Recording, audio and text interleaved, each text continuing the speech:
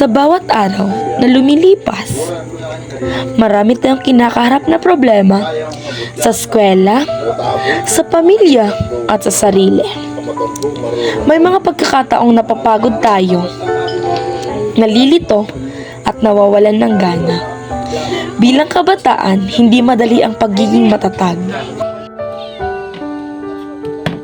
Ang spiritual life ay hindi lamang tungkol sa pagsisimba o pagdarasal. Ito ay nagkakaroon din ng pananalig at mabuting values na gumagabay sa ating buhay. Sa spiritual life, natututo tayong palagahan ang kabutihan, respeto at pagmamahal sa kapwa. Sa araw-araw nating pamumuhay, nahihirapan tayo sa mga desisyon, mahirap piliin. Dito mahalaga ang spiritual life. Dahil tinuturuan tayo nitong piliin ang tama kahit walang nakakakita.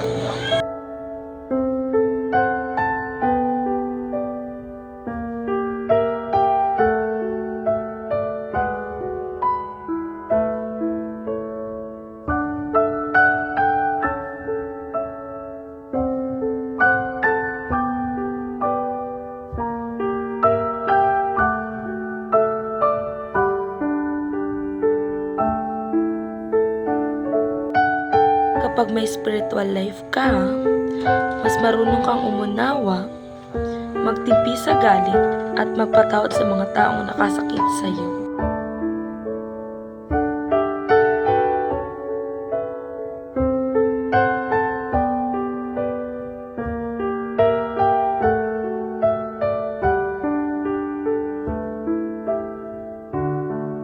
Bilang mag-aaral, marami tayong pressure, projects, exams, at expectation ng ibang tao. Tinuturuan ako ng spiritual life na maging tapat at masipag dahil mas mahalaga ang magandang asal kaysa sa mataas na grado.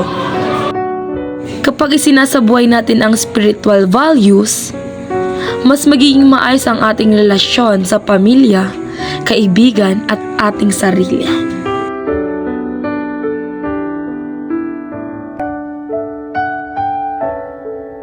Sa loob ng tahanan, mahalaga rin ang spiritual life. Natututo tayong gumalang sa magulang, tumulong ng bukal sa loob at maging mapagpasensya sa isa't isa.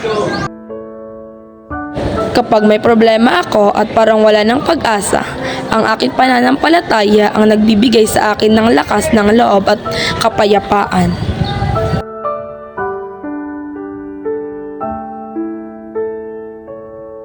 Ang spiritual life ay nagtuturo sa atin na piliin ang tama kahit mahirap at kahit walang nakakita at kahit may kapalit na sakripisyo.